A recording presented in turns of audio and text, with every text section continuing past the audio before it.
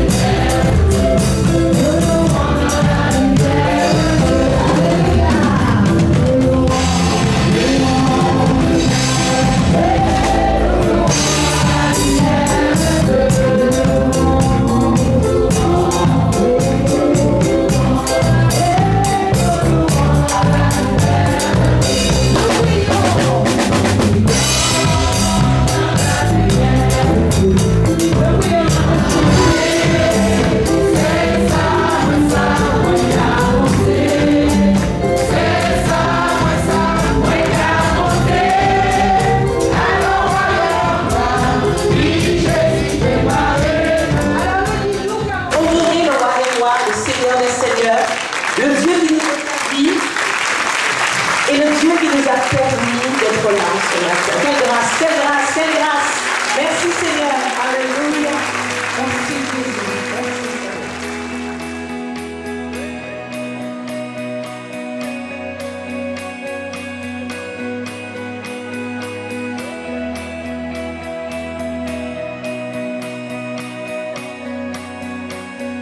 Tu transformes mal en vin. Touche à des yeux de ta main, nul n'est comme toi, comme toi. Dans nos ténèbres tu brilles, tu nous redonnes la vie, nul n'est comme toi, comme toi.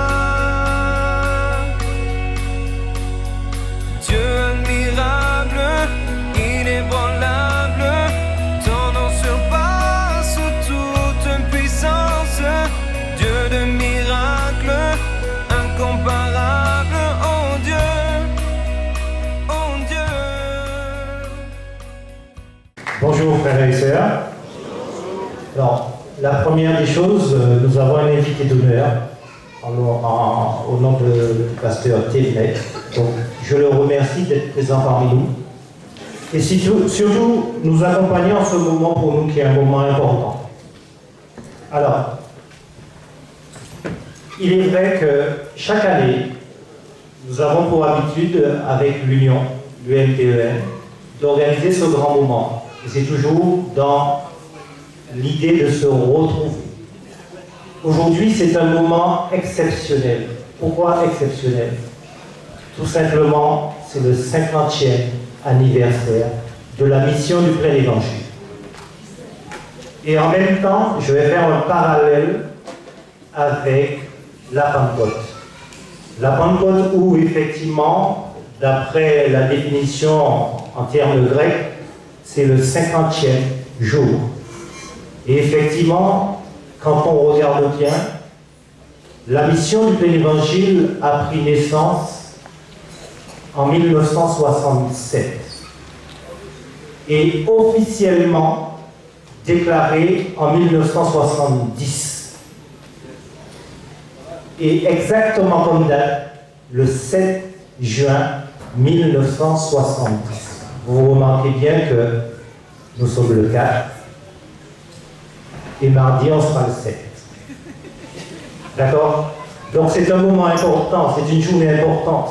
Et surtout, remercier quelqu'un à qui Dieu a donné à porter cette œuvre pour nous, de manière à ce que nous puissions amplifier notre foi. C'est le pasteur Hans-Peter Boni, qui est arrivé il y a quelques années avec sa femme, ce missionnaire, ce couple de missionnaires, qui nous a amené la bonne parole. Et nous nous sommes accrochés à la mission. Effectivement, la mission a eu des hauts et des bas. On aura le temps d'en parler, puisque, bien entendu, l'organisation de cette journée va amener un certain nombre d'informations à vous tous, frères et sœurs. D'accord? Néanmoins, j'ai voulu faire ce parallèle pour vous exprimer aujourd'hui tout l'intérêt et l'honneur que j'ai, et avec tous ceux qui font partie, qui organisent, qui font partie de l'Union, et ceux qui ont organisé cette journée. Donc je pense à toutes les églises que vient de présenter l'animatrice: Sainte-Marie, Trinité, Lorrain, Carbet, Sainte-Luce, Diamant, et je rajoute 2 églises qui ne font pas partie de l'Union, à savoir la mission du plein évangile de Rivière-Pilote et puis TSF. Je ne vous cacherai pas que j'ai eu un échange assez, je dirais, pendant un bon moment avec mon frère Dominique Treff, avec aussi un membre du conseil d'administration de TSF, à savoir Bélance. Nous avons échangé sur la possibilité qu'ils soient parmi nous, mais ils sont informés, ils ont été invités, et je remercie nos frères et sœurs de TSF d'être aussi présents. Alors, concernant notre journée, donc là, vous avez vu, l'animatrice va continuer à vous informer de l'évolution de la journée. J'aimerais quand même avoir un regard aussi sur l'Union, que vous ne connaissez peut-être pas, ou pas assez. Vous êtes là, effectivement, aujourd'hui, n'oublions surtout pas pourquoi nous sommes là. Nous sommes là pour fêter le 50e anniversaire de la mission du plein évangile, pas de l'Union. Mais néanmoins, derrière, nous avons une association qui est une union d'église. L'union d'église, c'est quoi? C'est vous, c'est nous tous. Ce sont les pasteurs, ce sont les bien-aimés qui font partie bénévolement, mais qui sont là et qui tiennent la mission. D'accord? Donc, je remercie le Conseil de l'Union qui a organisé cette manifestation. Je vous remercie, vous les bien-aimés, vous qui êtes là et qui faites en sorte que l'Union soit là et vous continuez à vous imprégner pour développer votre foi. 1967, 2017, 50 ans de pentecôtisme en Martinique. Et je veux placer avec vous cette rencontre de ce matin sous le signe de la reconnaissance au Seigneur pour sa fidélité envers son Église en général, mais aussi de manière particulière envers la mission du plein évangile de la Martinique. Et ce matin, je vous invite à faire avec moi un petit rappel historique, donc à jeter, n'est-ce pas, un regard rétrospectif sur la mission, sur la vie de la mission du plein évangile. Alors la mission du plein évangile voit le jour en 1967, suite à une évangélisation à la Maison de la Culture sur le boulevard Alfassa, Fort-de-France, au bord de mer, à l'initiative du frère Kiss Goodheart, qui signifie mon cœur, Kiss, yes, voilà, et de sa belle-sœur, accompagné de jeunes couples missionnaires qui viennent s'installer en Martinique, le couple Boli. Hans-Peter Boli, d'origine suisse, et son épouse Annick, d'origine néerlandaise, Ils seront soutenus par une société missionnaire hollandaise créée officiellement en 1970 par le frère Kees. Et le nom de cette société missionnaire, excusez-moi pour l'expression, surtout en Spitter, Strokeman Van Crushed. Is good? À peu près. Qui signifie fleuve de puissance. La devise de cette mission, quelle était-elle? Le monde va à la perdition. Il n'y a pas de temps à perdre. Il faut sauver les âmes. Le monde va à la perdition. Il n'y a pas de temps à perdre. Il faut sauver les âmes. Et le couple Boli est un couple aux capacités multiples. Hans-Peter Boli, autodidacte, excellent évangéliste, pasteur passionné, remarquable enseignant biblique et surtout un excellent interprète. Et comme vous le savez, il a un timbre de voix reconnaissable, exceptionnel. Et alors que suisse-allemand, il s'exprime aussi bien en français, en anglais et en néerlandais. Son ministère d'évangéliste, au départ, sera ensuite axé davantage sur l'enseignement. Son épouse, Annick, pour sa part décédée en mai 2012, a su elle aussi très rapidement parler le français. Et comme son époux, elle pratiquait la musique, guitare et piano, ce qui lui a permis de rassembler très rapidement beaucoup de jeunes autour d'elle, dans un groupe vocal pour soutenir les débuts de l'évangélisation. Après une évangélisation sur la place de la Savane à Fort-de-France en 1968, une salle est louée à la rue Blanqui, au Tiersaintville, dans un petit immeuble en sous-location. Et quelques mois plus tard, au Tiersaintville, il fut expulsé par le propriétaire. Il n'avait pas apprécié une forme de contrat, puisque c'était en sous-location. Le petit groupe naissant, alors se déplacera près de l'ancien asile des vieillards, toujours à Fort-de-France, rue Fénélon, au-dessus d'une pâtisserie en face du marché. C'est là que fut organisée la première cérémonie de baptême avec 5 personnes. Ensuite, une autre salle fut louée au-dessus du magasin Ephira, près de la BNP, sur l'autre versant de la Savagne. Des campagnes d'évangélisation sont alors organisées à proximité de cette salle, sur la place de la Savane, avec un missionnaire hollandais. C'est qui? Henk. Voilà. Stationné à l'époque à Saint-Vincent. Le message en anglais était traduit par le pasteur Hans-Peter Boli.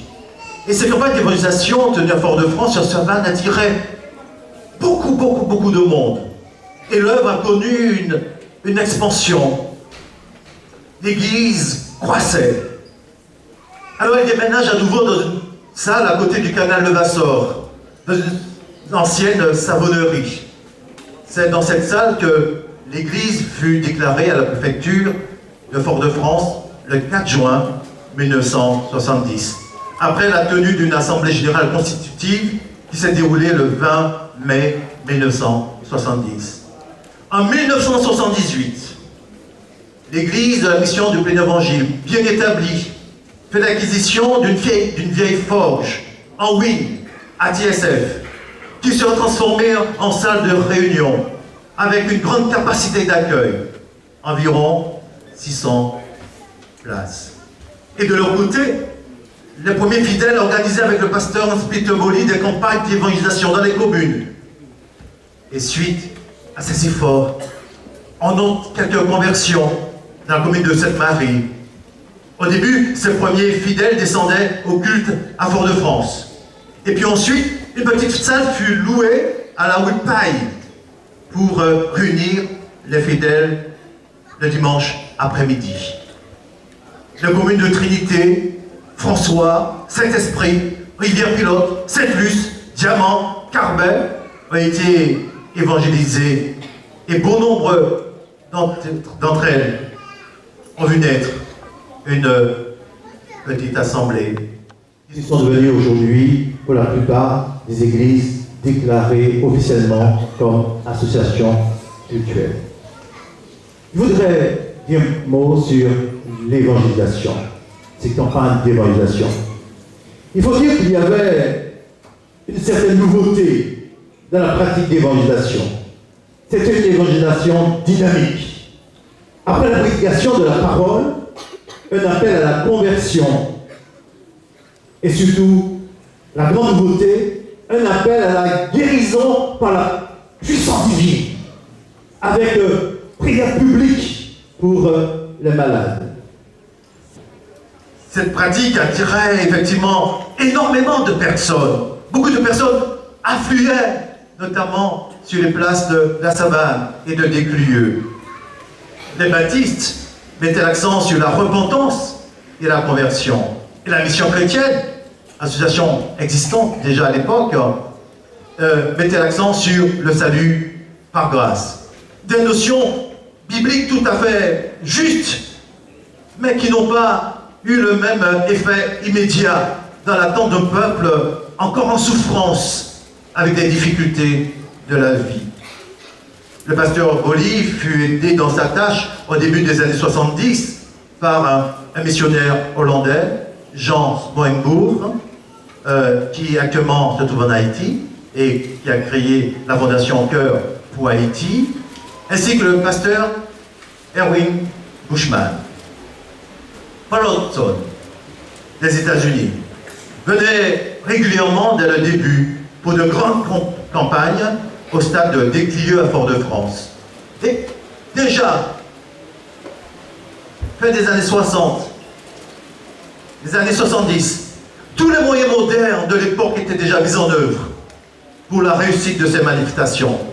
Distribution de tracts, invitation des amis et parents, annonce par haut-parleur de voiture le jour même, projection de films évangéliques dans les salles et quelquefois en plein air. Et puis, bien sûr, il y avait le grand rassemblement de frères et sœurs sur une place ou dans un lieu fermé. Et là, des témoignages publics, messages d'évangélisation avec appel à la conversion et prière pour les malades. Dès sa création, la communauté du plein évangile se distingue par rapport aux églises déjà présentes sur la place. La mission chrétienne évangélique dirigée par le frère Fataxi, les églises baptistes, dont le leader principal était le pasteur Edmond Iti, l'évangile annoncé par notre frère Hans-Peter Boli était un évangile aussi axé sur le message de la Pentecôte, le baptême du Saint-Esprit comme deuxième expérience, avec le parler en langue comme signe initial.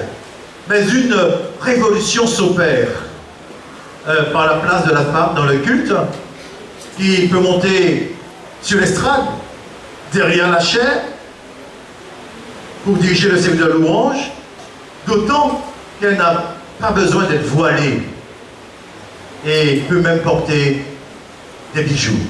C'était une révolution. C'est un révolutionnaire, ce Peter.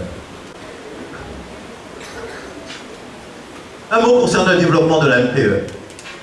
L'œuvre s'est développée à partir de deux églises déclarées officiellement. La MPE de TSF et la MPE de Sainte-Marie.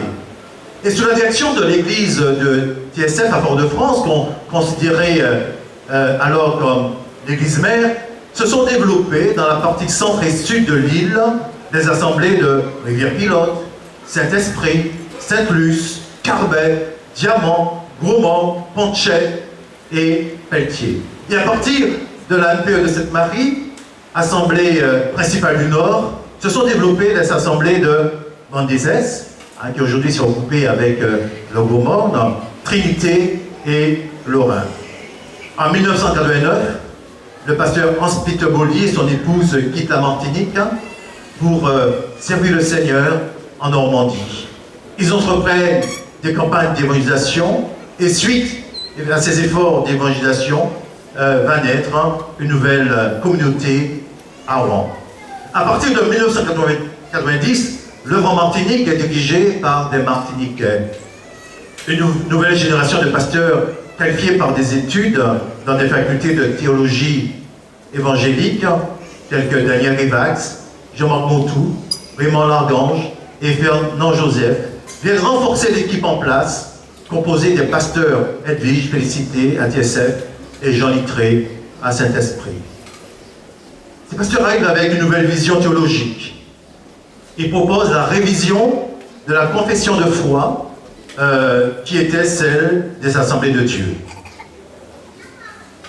En 1992, une nouvelle confession de foi fut rédigée en accord avec les pasteurs et les anciens. Juste un petit mot rapidement sur cette confession de foi et le point qui a été effectivement modifié. C'est que la confession de foi des Assemblées de Dieu parle du baptême du Saint-Esprit avec comme signe initial le parlant en langue. Et de la modification apportée en 1992, eh bien, ce qui est adopté, c'est que le parler en langue est l'un des signes, n'est-ce pas, qui montre l'évidence du baptême dans l'esprit. Alors, en 1992, une nouvelle confession de foi fut rédigée en accord avec les pasteurs et les anciens. Des points fondamentaux comme le parler en langue et le baptême du Saint-Esprit furent revus. La confession de foi sera adoptée lors d'une assemblée générale en 1993 à l'église de TSF. Mais survient un autre changement au début des années 2000. Il sera décidé la création de l'Union des églises de la mission du plein évangile de la Martinique, le sigle UEMTEM. Les deux groupements d'associations cultuelles, TSF avec les églises du centre et du sud, et Sainte-Marie avec les églises du nord, sont réunis sous une même direction avec un président et un secrétaire général. Les présidents successifs de l'UMPEM sont tout d'abord le pasteur Félicité Edwige de 1999 à 2004, le pasteur Raymond Largange de 2004 à 2006, le pasteur Fernand Joseph de 2006 à 2008 et votre serviteur Bruno Denel de 2009 à 2016. Et à partir de 2016, le frère Christian Bonner a pris le témoin avec la grâce de Dieu. L'équipe pastorale se compose aujourd'hui, et mes collègues peuvent se lever pour être mieux vus et que l'Assemblée vous connaisse. Marc Gély, pasteur bénévole, en retraite, mais très actif. Vous pouvez les encourager.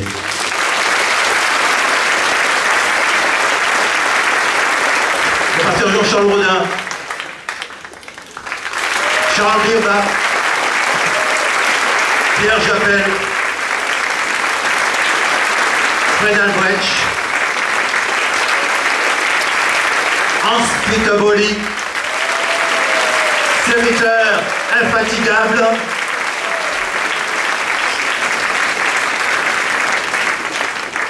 et l'assiste au gourmand, le pasteur Dominique Trèfle, qui est bénévole et qui travaille de tout son cœur. Notre serviteur. Voilà. Alors actuellement, les assemblées de TSF et de Rivière-Pilote sont retirées de l'UMPEM. Néanmoins, les relations avec la MPE de Rivière-Pilote, par la grâce de Dieu, a été restaurée. Et aujourd'hui, nous avons des relations fraternelles, cordiales, avec l'église de Rivière-Pilote. Et on peut acclamer le Seigneur. Et je bénis la présence de mes frères et sœurs.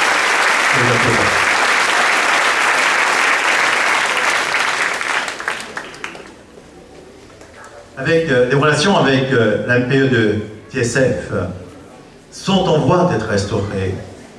Et je le crois fermement qu'une œuvre de grâce est en train de se faire, de se passer.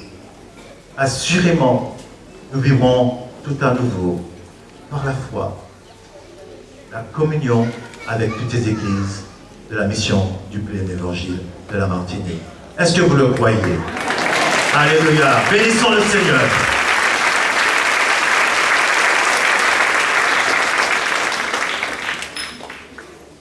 Alors, ce rappel historique est important.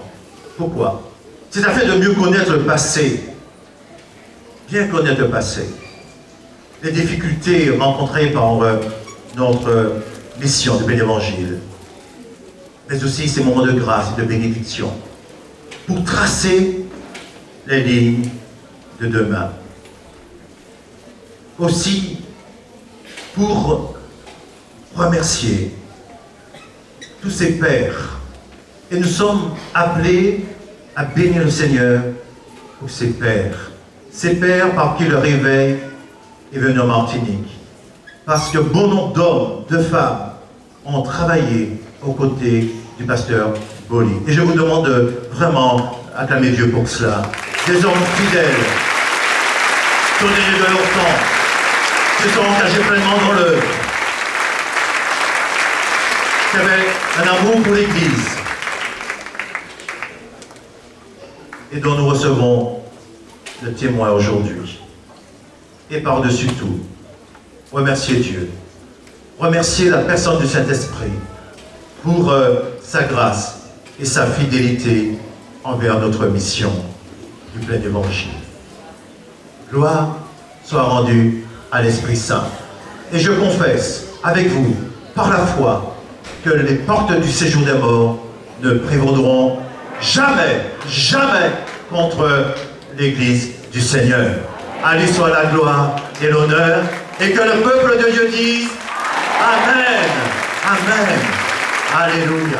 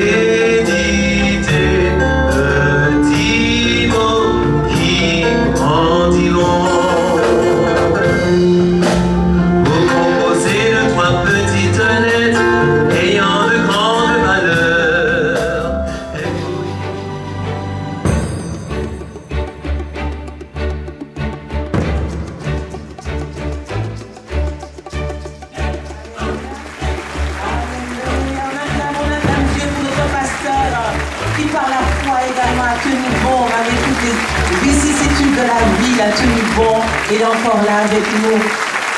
Alors il vous dira bien évidemment quelques mots par rapport à sa vision passée, présente et certainement future également de la mission. Soyez tous bénis.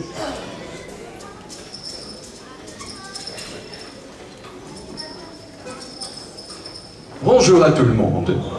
Je sais que vous avez applaudi le Seigneur et pas un homme. Alors juste pour vous dire que les renseignements, donc une partie donc de ce que le pasteur Bruno Delaine a partagé, vous le trouverez dans ce livre.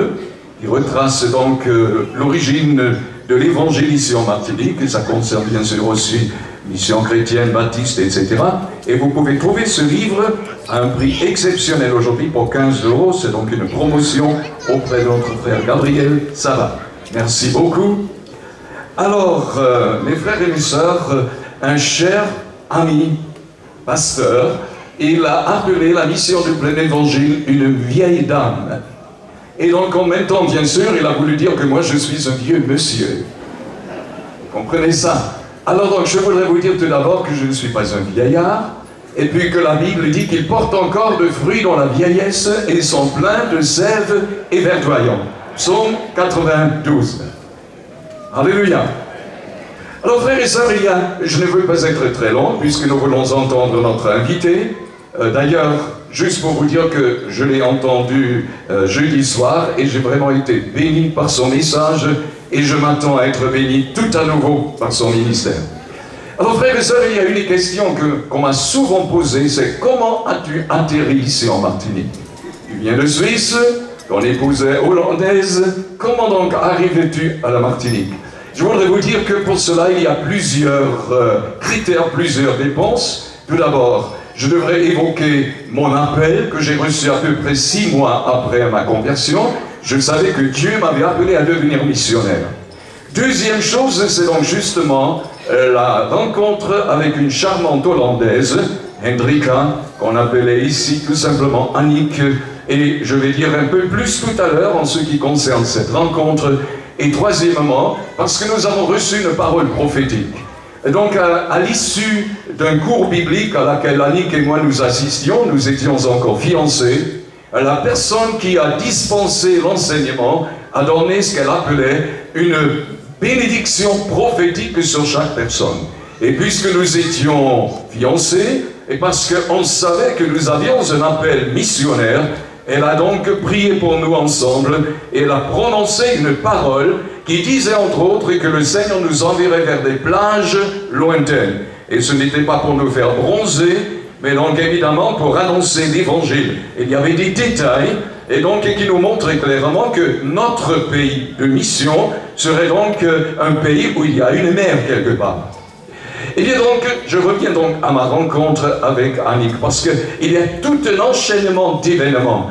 Et en citant cela, frères et sœurs, je voudrais vous dire combien il est important de faire appel, de faire attention aux détails, et comment un événement précis peut donner une direction à notre vie. Alors, je suis en 1961, l'année où je me suis converti, et ma petite assemblée dont je faisais maintenant partie avait des rapports fraternels avec une autre église de l'autre côté de la frontière, c'est-à-dire en Allemagne. Et on a annoncé, en ce jour, je pense que c'était au mois d'août, donc 1961, on annonçait la projection d'un film de l'évangéliste américain T.L. Osborne dans cette ville voisine. Et le père de l'ami, qui est au fond responsable de ma conversion, il a dit, il se peut que j'aille, dans ce cas, je passerai à ta rencontre. Et dans mon cœur, j'ai dit, j'espère que tu ne viendras pas. Mais donc il est venu et j'en bénis le Seigneur. Ce soir-là, j'étais confronté donc avec ce film, je passe sur des détails, et à la fin de cette soirée, l'évangéliste qui a montré le film a fait un appel. Il a dit, si Dieu t'appelle, est-ce que tu veux donner suite à cet appel? Et il a fait avancer les personnes qui voulaient donc donner suite, et parmi elles se trouvait donc moi-même, je me trouvais là.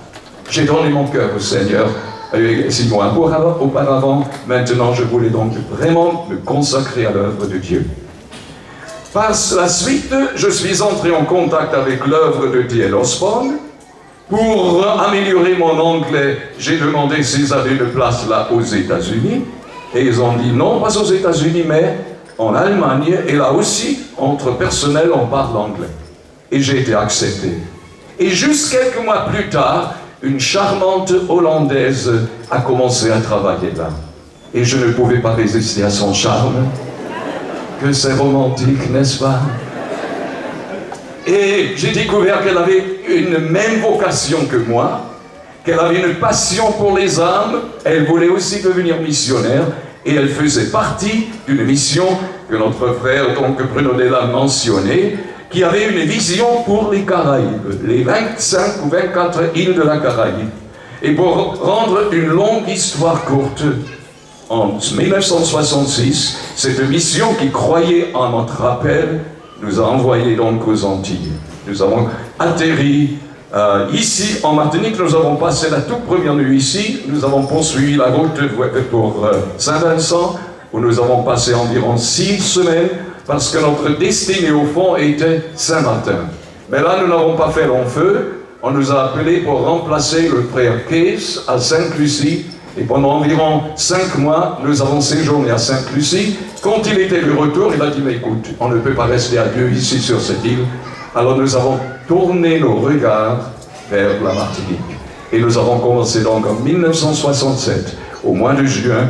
Il me semble que c'était pendant la guerre des 6 jours en Israël. Nous avons commencé ici. Et juste pour vous dire, pendant la première campagne d'évangélisation avec le frère Case, la STBDN, donc c'était l'EDF actuelle, la société de production d'électricité de Martinique, a fait une grève de 48 heures. Juste pour vous dire qu'on était vraiment encouragés dès le début. Hein. C'était vraiment le diable qui essayait de nous décourager. Mais il n'a pas réussi. Et frères et sœurs, je voudrais vous dire, alors donc, je reviens à cette soirée où ce frère est venu à ma rencontre. Figurez-vous, s'il n'était pas venu, je n'aurais pas rencontré mon épouse. Je n'aurais pas été en contact avec cette mission qui finalement nous a envoyés ici. Vous voyez comment un enchaînement peut se passer dans une vie et combien un détail peut bouleverser toute notre existence.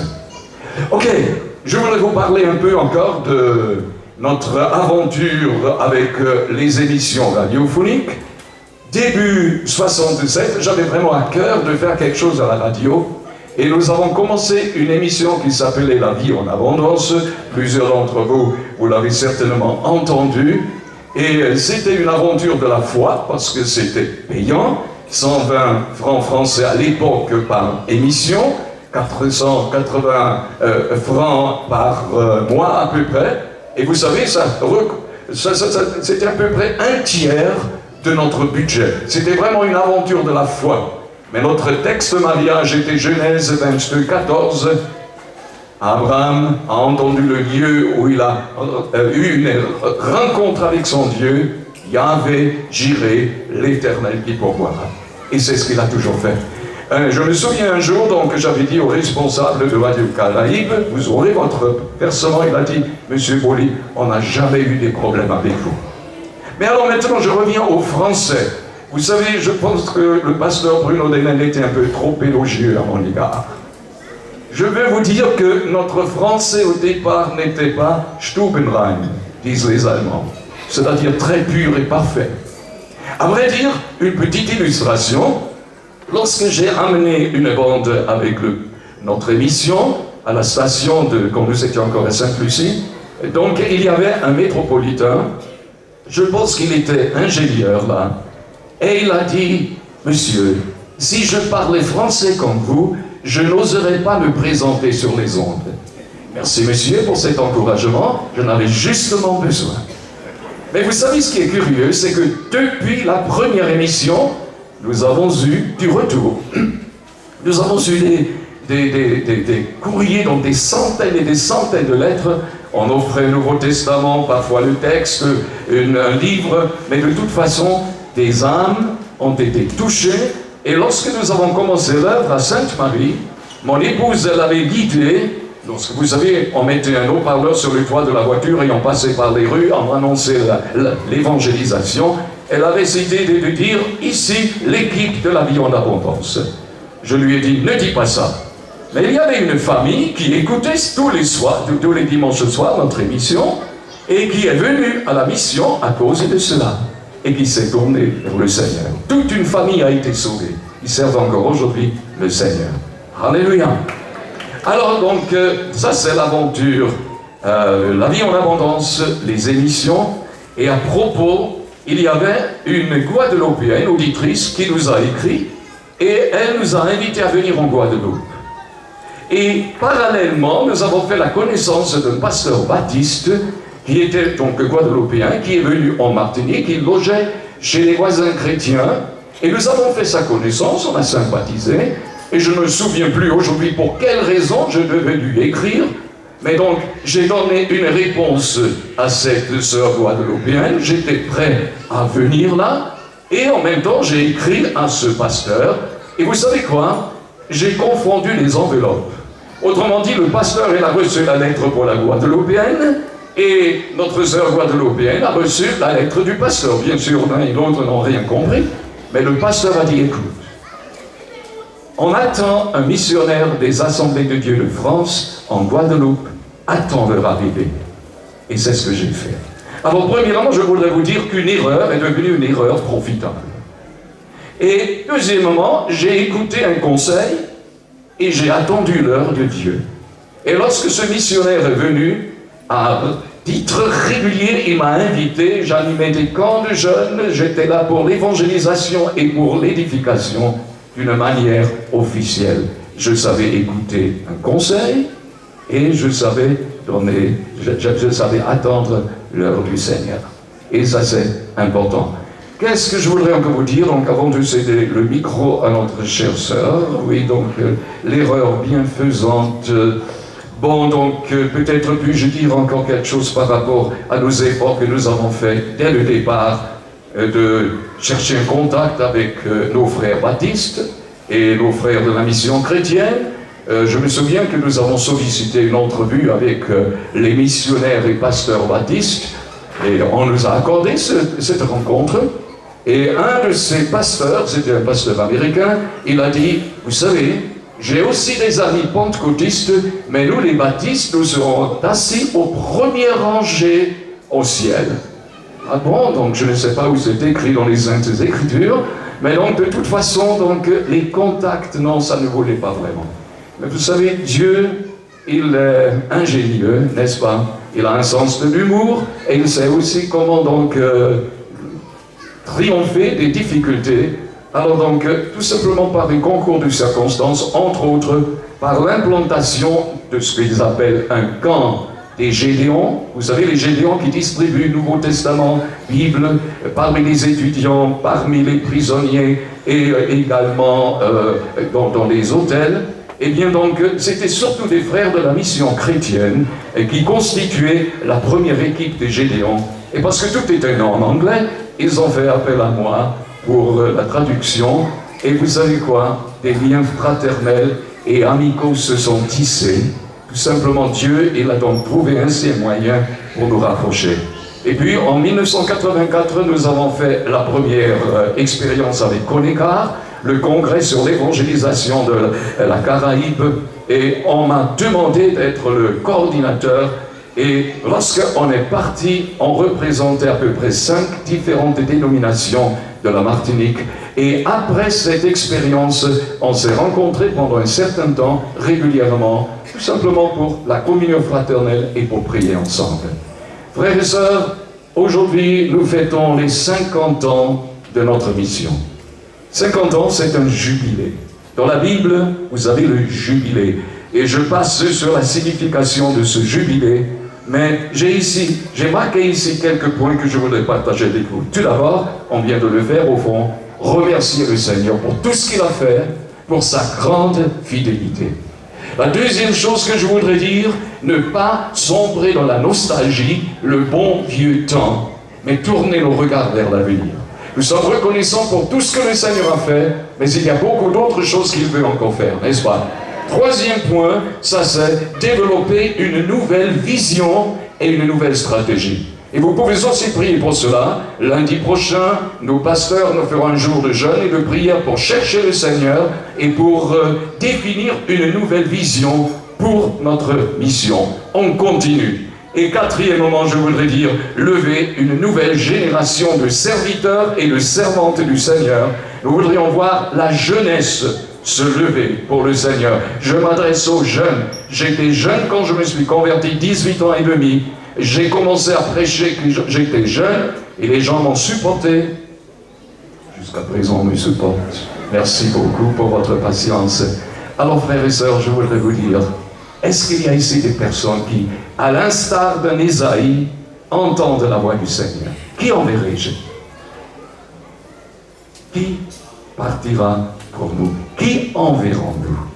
Est-ce qu'il y a des gens qui disent, mais voici Seigneur, envoie-moi.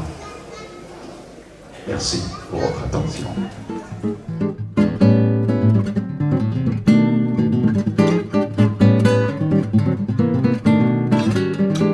L'éducation de la parole de Dieu, notre frère Daniel Kevenet n'est pas venu seul puisqu'il est accompagné de son épouse, Brigitte.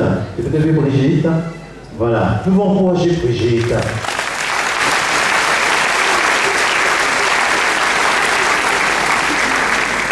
Alors j'ai une double choix ce matin. D'abord mon frère Daniel, présent ce matin. D'abord parce qu'il était disponible, et peut-être qu'il s'est rendu disponible, pour effectivement répondre favorablement à notre invitation.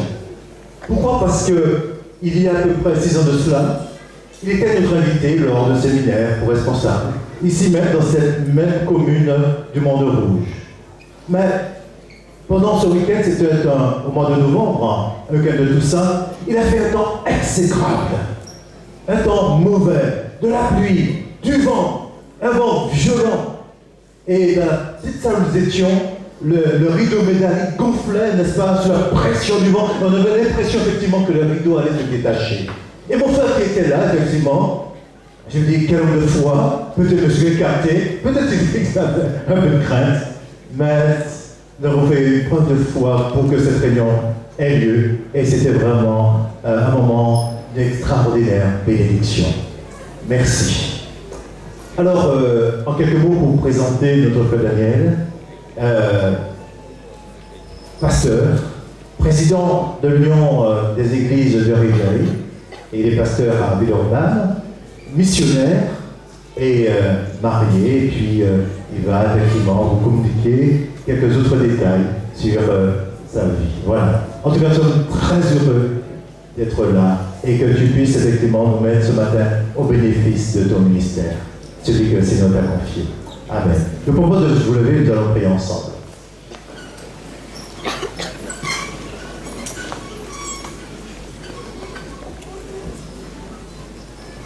Seigneur, ce matin, nous sommes venus avec une fine soif de toi.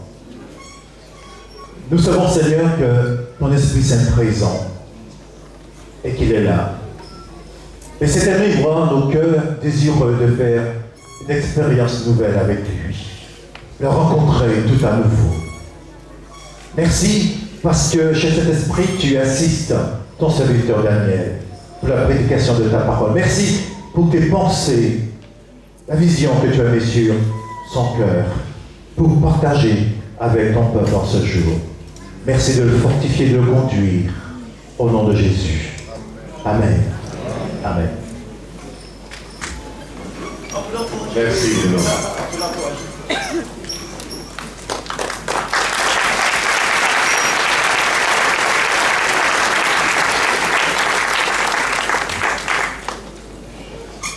Bonjour. Moins content. Les autres.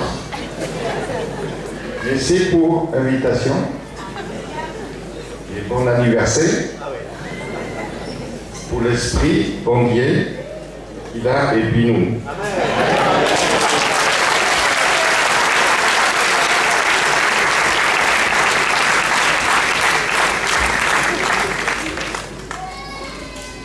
Mon épouse et moi-même, on est vraiment très contents de passer ces quelques temps avec vous.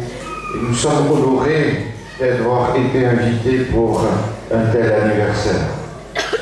Je voudrais vous dire aussi que vous avez les salutations de nos 2 garçons, et puis de l'église de Villeurbanne, où je suis pasteur, des églises de notre union, des églises évangéliques de l'Éveil de France. Et je peux simplement aussi vous dire que nous sommes dans notre processus de rapprochement avec les églises de l'UAPM de France. Voilà.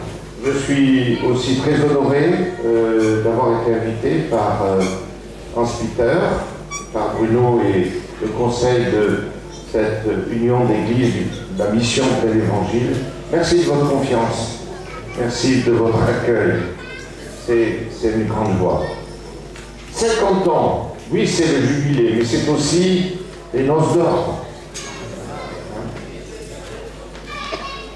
Cet anniversaire nous invite à porter un regard sur le passé, mais surtout, comme l'a dit Hans Peter, à envisager l'avenir et l'envisager en plus le jour de la Pentecôte. Le bilan, nous devons toujours le faire. Les projets ont-ils été bien réalisés? Est-ce qu'il y a eu des déceptions, des surprises, bonnes ou mauvaises? Avons-nous grandi dans la foi et dans l'amour de Dieu? Qu'est-ce que ces années nous ont appris? Qu'est-ce que nous avons reçu? Qu'est-ce que nous avons donné? Quelqu'un m'a dit que On s'aperçoit que l'on vieillit quand le poids des bougies dépasse le poids du gâteau. Je ne sais pas si c'est le cas. Mais les anniversaires ne valent aussi que si elles constituent des ponts jetés vers l'avenir.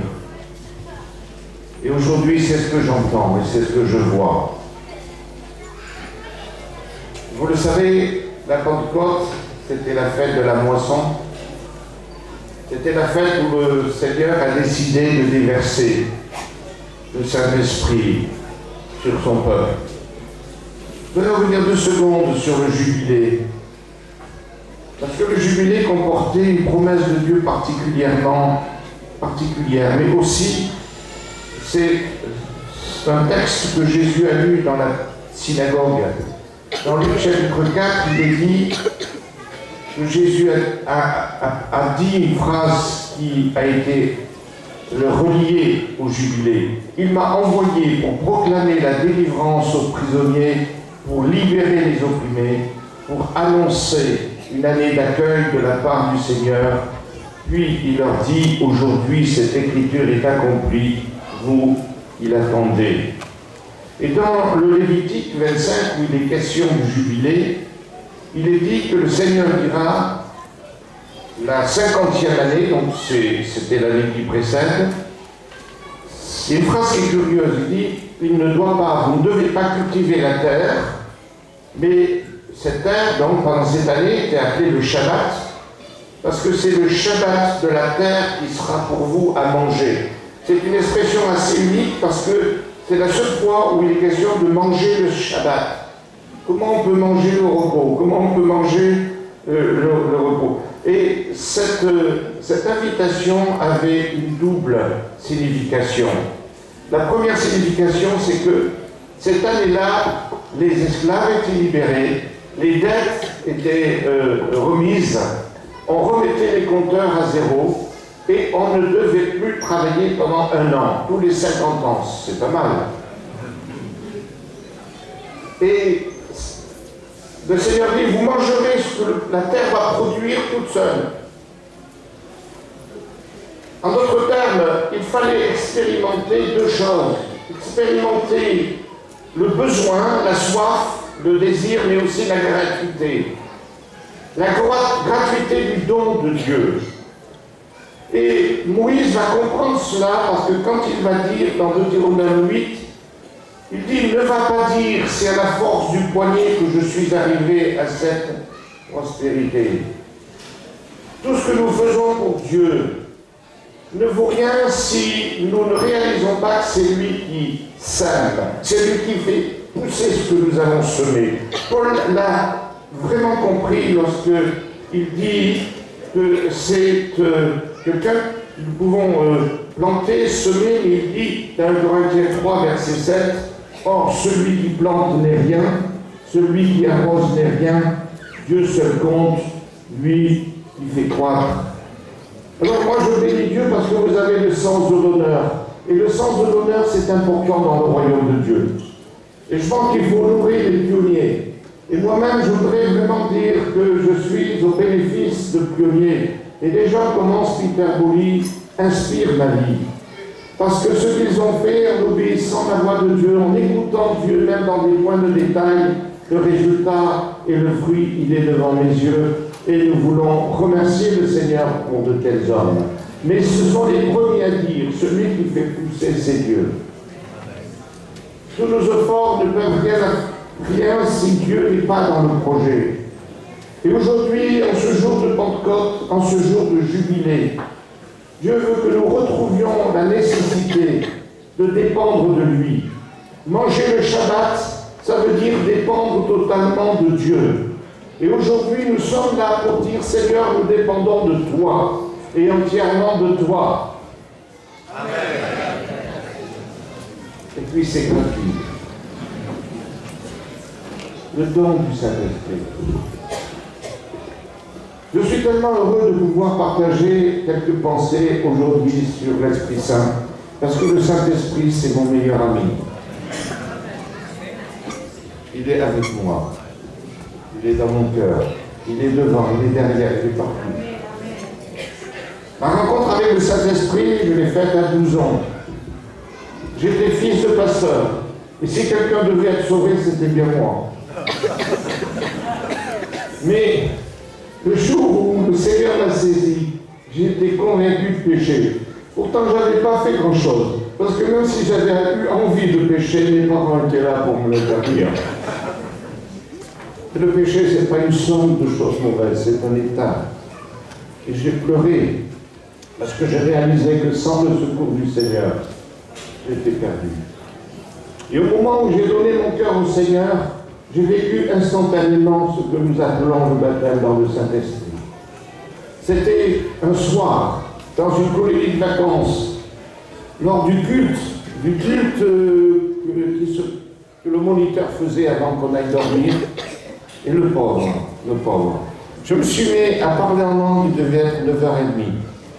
À 3h du matin, j'ouvre les yeux. Et le moniteur était là en train, patiemment, gentiment, de m'accompagner et de me laisser vivre ces moments extraordinaires. Je tire mon chapeau pour ce moniteur. Pendant 5 heures, écouter et patiemment attendre. Mais ça a été une expérience tellement extraordinaire. Le Saint-Esprit, ce n'est pas un climat, ce n'est pas une ambiance, ce n'est pas une doctrine, c'est une personne. Au début de mon ministère, j'ai fait une expérience qui m'a marqué. Ça vous intéresse? Je devais aller prêcher dans une église tenue par un de mes amis. Et ce jour-là, dans la voiture, il y avait des enfants qui n'arrêtaient pas de se disputer. Il faut que je vous dise qu'au début, je ne sais pas comment c'est ici en Martinique, mais il y a des moments, des fois, le dimanche matin, surtout quand vous devez prêcher, et prêcher sur le Saint-Esprit, où tout va mal. Il n'y a pas de café. Et si je ne commence pas la journée avec un café, ça ne va pas. Et où tout s'enchaîne. Ça arrive aussi des difficultés comme ça. Et puis, vous savez, dans la voiture, je dis, Seigneur, il faut que tu me prépares, il faut que je me sente, il faut vraiment que je réalise que tu es là. Et les gamins n'ont pas arrêté de se disputer. Il y en a un qui a mordu le nez de l'autre. Et puis sur la route, il y avait tellement de problèmes que je dis, je vais arriver en retard. Et quand je suis arrivé dans l'église, je dis, Seigneur, s'il te plaît, qu'il puisse me faire prêcher à la fin du culte, pour que j'aie le temps de me mettre dans l'ambiance. Je arrive évidemment en retard. Je me dirige vers le devant. Et vous savez ce que dit mon ami? Voilà, Daniel arrive, on va chanter un dernier cantique et on va lui laisser toute la place. Cassé. Vous savez, c'était à une époque où les pasteurs étaient assis. Là. Heureusement, ça change. Et j'étais là, il y avait mon ami qui était là, qui chantait. Il n'y avait personne d'autre sur l'estrade. Et j'ai crié au secours. J'ai tiré la sonnette d'alarme. J'ai dit, Saint-Esprit, au secours. Si tu n'interviens pas, ça va être la pire prédication que j'ai jamais donnée. Surtout qu'ils m'ont invité pour prêcher sur le Saint-Esprit. Et le Saint-Esprit m'a dit, écoute, tu as toujours l'habitude de dire que je suis là même si tu ne le sens pas. Alors fais-moi confiance. Et par la foi, je me suis mis devant l'estrade et j'ai commencé à prêcher. Et à un moment donné, j'ai entendu d'une manière audible quelqu'un qui était derrière moi et qui, chaque fois que je prononçais une parole, me disait « Oui, c'est ça, vas-y !» Comme si, à chaque fois que cette personne m'encourageait, j'étais branché sur 1 million de volts. Et à un moment donné, j'ai dit, il faut que je me retourne pour que je remercie cette personne. Parce que cette voix, elle me paraissait familière. C'était une voix que je n'arrivais pas à savoir. Ce n'était pas mon ami, ce n'était pas son épouse. J'ai dit, mais cette voix, je la connais. Et je me suis retourné, il n'y avait personne. Et j'ai continué à prêcher pendant toute la prédication. Et il y a eu un moment formidable ce jour-là. Il y a cette voix qui, d'une manière audible, n'a pas arrêté de m'encourager. Lors du repas avec le pasteur, faut dire que le pasteur était assis, excusez-moi, derrière moi, mais c'était pas sa voix, c'était pas lui. Et au cours du repas, mon ami m'a regardé, il était assis avec moi, il me dit, Daniel, est-ce que j'ose te dire une impression que j'ai eue? Je lui dis oui, vas-y, parce que moi aussi j'en ai eu une à te dire. Il m'a dit c'était curieux, pendant toute la prédication, j'avais l'impression que quelqu'un était assis littéralement à côté de moi. Alors j'ai lâché, j'ai dit écoute, moi je vais te dire que j'ai entendu une voix pendant toute la prédication. Et depuis ce jour-là, je ne doute plus de deux choses. Un, c'est que le Saint-Esprit est avec nous, que nous le sentions ou pas. Et que ce n'est pas nos émotions qui vont commander ou diriger le fait de la présence de Dieu. Et la deuxième chose, c'est qu'il est fidèle et qu'il est toujours là, venir à notre secours. Et nous ne savons pas, vous pouvez compter sur le Saint-Esprit. Faites du Saint-Esprit votre meilleur ami. Pour être ami avec le Saint-Esprit, il faut lui parler. Nous sommes des chrétiens trinitaires, oui. Nous croyons à Dieu le Père, Dieu le Fils, et Dieu le Saint-Esprit. Je disais l'autre jour que c'est extraordinaire que de réaliser la profondeur et les conséquences de la découverte de la Trinité, qu'on pourrait définir comme une communauté d'amour.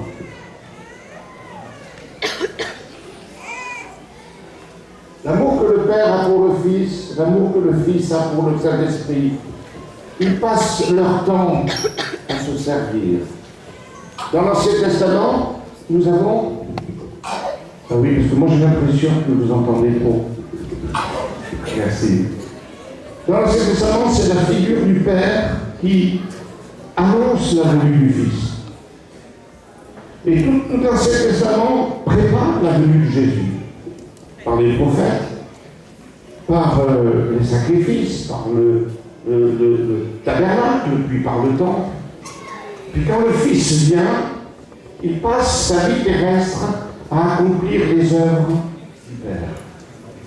Et il veut obéir au Père. Rappelez-vous les versets dans lesquels le Seigneur dit « Je ne fais que ce que je vois le Père faire. Ma nourriture, c'est de faire la volonté de Dieu. » Et Jésus, lui, n'a pas pu commencer son ministère, n'a pas osé commencer sans passer par le baptême, mais aussi la réception du Saint-Esprit. Lorsque le Saint-Esprit est descendu sur lui comme une colombe, et Jésus, pendant tout son ministère, il n'a eu de cesse de dire « Je suis venu accomplir l'œuvre du Père ». Et il ajoute « Comme le Père m'a envoyé, moi aussi je vous envoie ». Et dans Jean chapitre 17, il dit « Je prie pour que vous soyez un avec moi, comme moi je suis un avec le Père ». Alors écoutez-moi parce que c'est important. Jésus sur la terre a complètement dépendu de ce qu'il voyait faire au Père. Il voulait obéir au Père, mais il ne pouvait pas le faire sans le Saint-Esprit. Le Fils de l'homme a dépendu du Saint-Esprit. C'est lui qui le conduit au désert. C'est lui qui l'inspire. C'est par la puissance du Saint-Esprit qui est descendu sur lui. Et ce Saint-Esprit, au travers de Jésus, a accompli des miracles, ressuscité les morts, ouvert les yeux des aveugles, fait marcher les boiteux. Et voici que le Seigneur dit, voilà, je vais partir, je vais finir ma mission. Je ne vous laisse pas orphelin, je vous enverrai notre consolateur. Attendez à Jérusalem. Attendez à Jérusalem, parce que vous recevrez, vous connaissez Acte 1:8, vous êtes des pentecôtistes, vous devez connaître au moins 2 versets, Jean 3:16 et Acte 1:8. On est d'accord? Mais vous recevrez une puissance de Saint-Esprit survenant sur vous, et vous serez les témoins à Jérusalem, en Judée, dans toute la Samarie et jusqu'en Martinique. que vous êtes presque à l'extrémité de la terre. Vous ne pouvez pas accomplir l'œuvre du Père sans le Saint-Esprit. Je suis quand même étonné de voir dans certains écrits, dans certains livres, des chrétiens évangéliques qui tirent vers le bas l'action du Saint-Esprit. Si Jésus n'a pas pu vivre et exercer son ministère sans les dons de l'Esprit, nous sommes plus intelligents, nous sommes plus forts que Jésus. Quelle prétention! Certains chrétiens négligent le Saint-Esprit.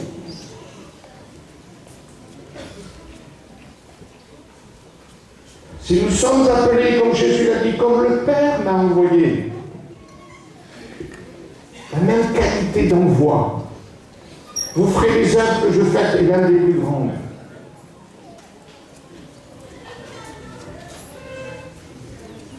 Vous savez, le jour de la résurrection, quelque temps après, Jésus a réuni les apôtres et les disciples. Et qu'est-ce qu'il a fait? Il a soufflé sur eux. Et qu'est-ce qu'il a dit? Recevez-moi. Il l'avait déjà. C'est pour ça que nous croyons que le baptême dans le Saint-Esprit est une expérience supplémentaire. Et que nous ne pouvons pas faire la confusion entre la nouvelle naissance et l'expérience du baptême dans le Saint-Esprit. Parce qu'ils ont déjà reçu l'Esprit. Et d'ailleurs, dans les actes et plus loin, Paul dit, est-ce que quand vous avez cru, vous avez reçu le Saint-Esprit? Nous avons besoin de cette expérience extraordinaire. Alors, avant d'aller plus loin, et avant d'ouvrir le texte de la parole de Dieu, je voudrais, j'ai à cœur ce matin, je voudrais lire pour vous un verset que j'ai reçu particulièrement.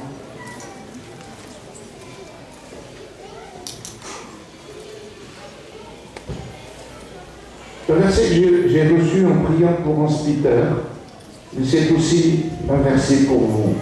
C'est dans Ésaïe chapitre 44, verset 3.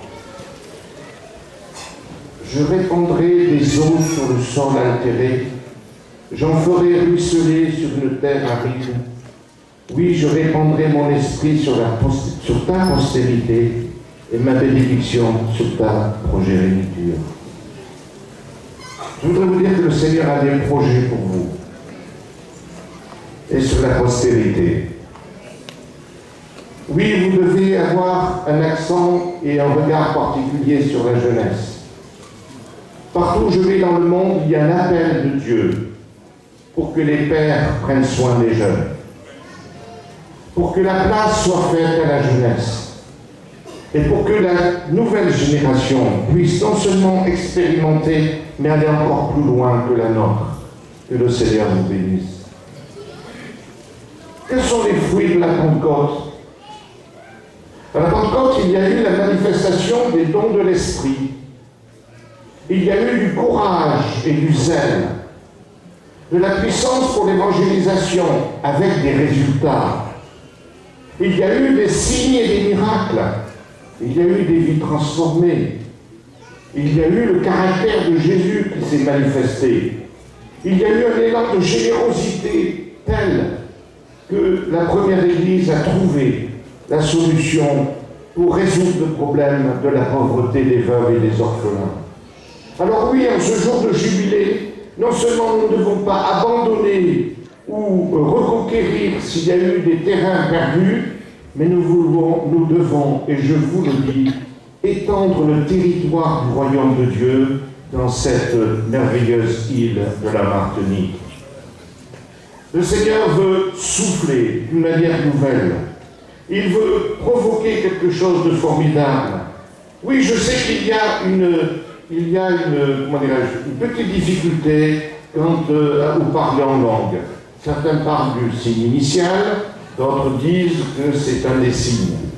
Ça m'a rappelé simplement à l'origine, vous vous rappelez, Azusa Street, vous avez entendu parler, et c'était un noir américain, un pasteur qui s'appelait Seymour. Seymour, à la fin de sa vie, il a écrit Et il a dit, voilà ce qui a été le plus frappant, la première conséquence, premier résultat de cette découverte, qui était l'expérience du baptême du Saint-Esprit. Nous étions en 1902. William Seymour. Vous savez quelle était pour lui? Ça a été une expression de l'amour, un baptême d'amour dans une époque où le racisme était tellement fort et violent dans ce pays des États-Unis. Ils ont expérimenté, avec la découverte des dons spirituels et du merveilleux parler en langue, ils ont découvert un amour. Ils étaient les Blancs et les Noirs ensemble. Ça a été une révolution culturelle. Parce que quand le Saint-Esprit vient, il y a une guérison des blessures, il y a une transformation et il y a surtout le fait de franchir des barrières et d'aller plus loin. Que le Seigneur nous transforme et que le Seigneur nous bénisse et que le Seigneur continue à œuvrer dans cette puissance de transformation. La Pentecôte a représenté une ère nouvelle dans l'Église, dans laquelle l'Église est appelée à entrer encore aujourd'hui. C'est une expérience de plénitude. C'est un exemple de la façon dont Dieu agit et s'implique activement dans l'histoire des hommes. La Pentecôte signifie que chaque génération est appelée à vivre et à proclamer cette promesse. La Pentecôte permet une nouvelle expression de la personne du Saint-Esprit dans et à travers la vie du croyant. La Pentecôte apporte un nouveau revêtement de puissance en vue du témoignage et du service.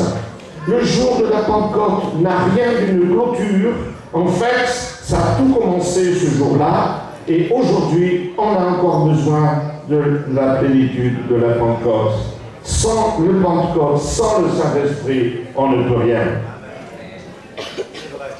Je suis un peu embêté parce que vous m'avez donné 1h et quelques. Ça dépasse? D'accord. Vous connaissez les premiers versets de la Bible, Genèse chapitre 1, versets 1 et 2.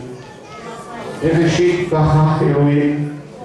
Au commencement, Dieu créa le ciel et la terre. La terre était informe et vide. Et l'Esprit de Dieu se mouvait au-dessus des eaux. Et Dieu dit, que la lumière soit, et la lumière fut. Vous savez que nous avons la Trinité des 2 premiers versets. Vous savez, Dieu le Père, avec son projet d'amour, vous savez, les Juifs appellent ces versets, cette création, comme un accouchement. Parce que Dieu a créé l'univers et tout ce que ça comporte avec amour. Dieu est un artiste. Vous savez, il ne s'est pas éloigné de la nature. C'est lui qui a fait ces merveilleuses fleurs que vous avez là. C'est lui qui vous a fait. Il est un artiste. Et l'Esprit de Dieu a cette puissance de créativité extraordinaire. Voilà. L'Esprit de Dieu est là et se meut. Et l'image, c'est l'image d'une colombe, vous savez, qui est en train de volter sur sa nichée, sur sa couvée. C'est une image extraordinaire. Alors, pour les Hébreux, ce n'est pas un commencement, c'est un des commencements. L'une des explications, c'est que la première lettre du mot au commencement, pour nos hauts commencements, ça commence par un A. En hébreu, c'est Bereshit, c'est la lettre B. Alors un jour, les rabbins ont dit la lettre B s'est reballée. Elle a dit, mais pourquoi non, c'est la lettre Aleph, la première lettre A, qui se rebelle et qui dit, mais pourquoi c'est pas moi qui viens au début de la Bible? C'est moi le commencement. Et les rabbins ont dit que la lettre a dit non, parce que ce n'est pas le commencement, c'est un des commencements. En effet, quand il est dit que Dieu a créa, en hébreu, c'est un mot qui veut dire aussi arranger, qui veut dire sculpter, mettre en ordre. Puisque nous avons déjà le tohu-bohu. Nous avons déjà ce mélange où le ténèbre et la lumière sont mélangés, où la terre et l'eau est mélangée. C'est un matin qui a besoin d'expérimenter une mise en ordre, un arrangement. C'est ça le mot bara. Dieu va arranger. Et il a un projet. Il veut pas laisser ce paysage inquiétant. Il veut apporter la vie. Il veut apporter de l'ordre. Il veut séparer la lumière des ténèbres. Il veut séparer l'eau le mouillé, du sec et de la terre. Et il veut que la terre vertisse. Tout ça, c'est dans le cœur de Dieu. Voilà qu'il y a le Saint-Esprit, qui est comme un oiseau qui volette. Un oiseau qui est impatient de voir les choses se mettre en œuvre. Et ça, c'est le Saint-Esprit. Le Saint-Esprit est impatient de voir la création. Il est impatient de voir la lumière. Il est impatient de voir les petits colibris. En fait, j'en ai pas vu un seul encore. Hier, on a vu un iguane. Il est impatient de voir. Il est impatient de vous voir. Parce que Dieu nous connaît depuis avant la fondation du monde. Et le Saint-Esprit, il est là, il est comme un oiseau qui volait, il est impatient. Et le Saint-Esprit, je vais vous dire, il est au-dessus de vous. Et c'est le même qui volait en attendant de voir la puissance de Dieu se réaliser dans votre vie et dans ma vie. Ce n'est pas une ambiance, c'est pas un climat, c'est pas une doctrine, c'est une personne. C'est la personne de la Trinité qui est chargée de venir. Et alors, où est Jésus? Eh bien, c'est le moment où la parole. Vous savez, l'évangile de Jean commence, au commencement était Jésus est là, c'est lui qui parle et qui dit que la lumière. Et alors, quand la parole de Jésus est prononcée, le Saint-Esprit, ça y est, il libère sa force créatrice. Et la lumière apparaît. Nous avons besoin que le Saint-Esprit volette au-dessus de nos vies, de nos églises et de notre pays. Amen. Colombe du Saint-Esprit. C'est pas un oiseau, hein. Il ne perd pas ses plumes, hein. Il vient avec toute l'énergie. Il vient avec la puissance de Dieu. Et c'est pour cela que nous avons besoin de l'amour du Père, de la grâce du Fils et de la communion du Saint-Esprit. Et on a besoin d'écouter la parole de Dieu. Parce que dans ce verset, quand il est dit que Dieu parle, à qui parlait-il? Voilà, je vous pose une question. Vous êtes à l'école. À qui parle Dieu? Cette parole, que la lumière soit, à qui s'adresse-t-il? Est-ce que c'est aux anges? Est-ce que c'est à lui-même? Il s'adresse à quoi? Au tohu-bohu? Le tohu-bohu reçoit cette parole. Alors mes amis, je voudrais vous dire que dans notre vie, ce que le Seigneur veut, c'est que nous écoutions sa parole. Et quand on écoute sa parole, c'est à ce moment-là que quelque chose se passe. Quelle est la dernière parole que le Seigneur t'a dit? Qu'est-ce que le Seigneur t'a dit la dernière fois qu'il t'a parlé? Est-ce que cette parole, tu la serres dans ton cœur? Parce que tout dépend de ça. La foi vient de ce que l'on entend. Il n'y a pas de foi sans écoute de la parole de Dieu. Et le magma est, non, c'est peut-être pas le mot, ce qu'on appelle la soupe primitive, ce tohu-bohu, a écouté la parole. Et elle a reçu la parole. Et ça a produit la vie. Et vous avez exactement la même chose dans Jean chapitre 1. La parole et la lumière n'a pas été reçue parmi les siens. Mais à tous ceux qui croient dans cette lumière, elle a donné le pouvoir de devenir enfant de Dieu. Alléluia. Alléluia. Alors je vais maintenant vous amener à lire un texte dans Zacharie chapitre 4.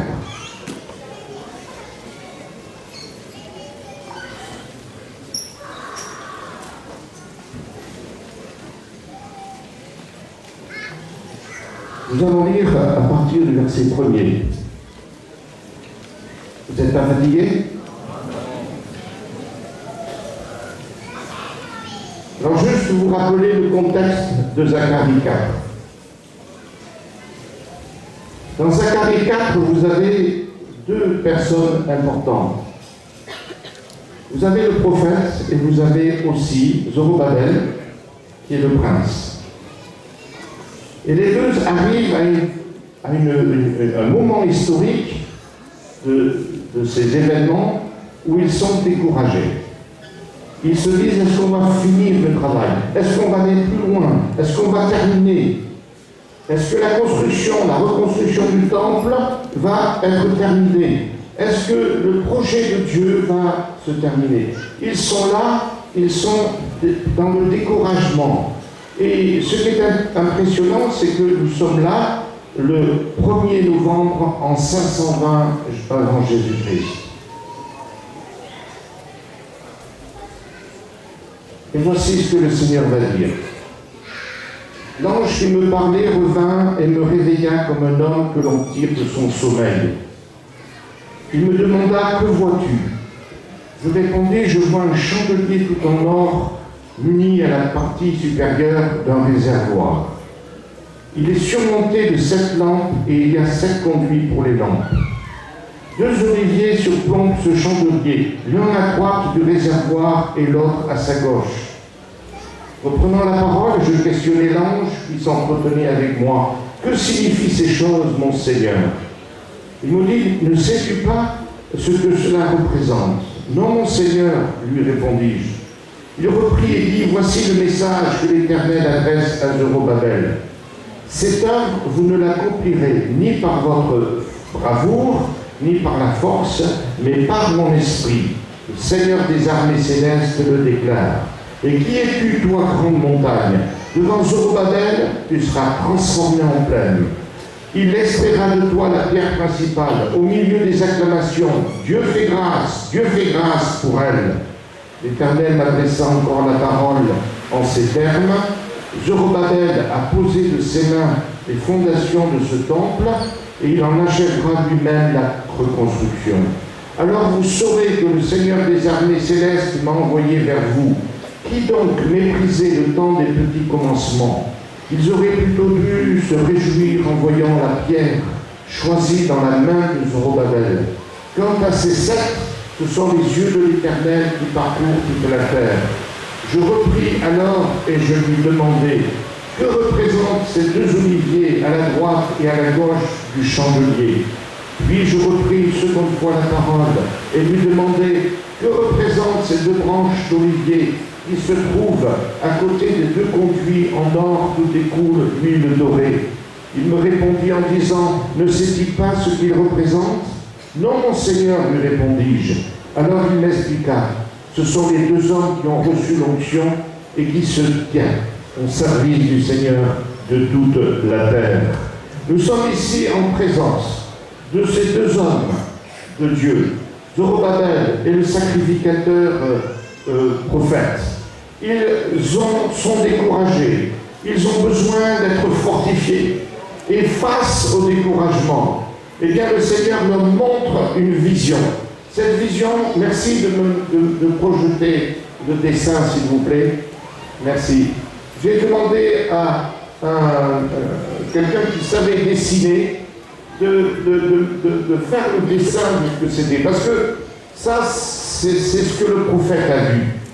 Au-delà de tout cela, la lumière, ça représente la présence de Dieu. En fait, la réponse de Dieu a été surtout, voilà, la réponse à ton découragement, c'est que je suis avec vous. Ça a été la manière dont Dieu s'est révélé à Moïse. Quand il a dit, je suis avec toi. Dieu peut être très transcendant, au-delà des hommes, incompréhensible, mais il est présent avec nous. Et là, ce qui peut nous consoler, c'est la présence de Dieu.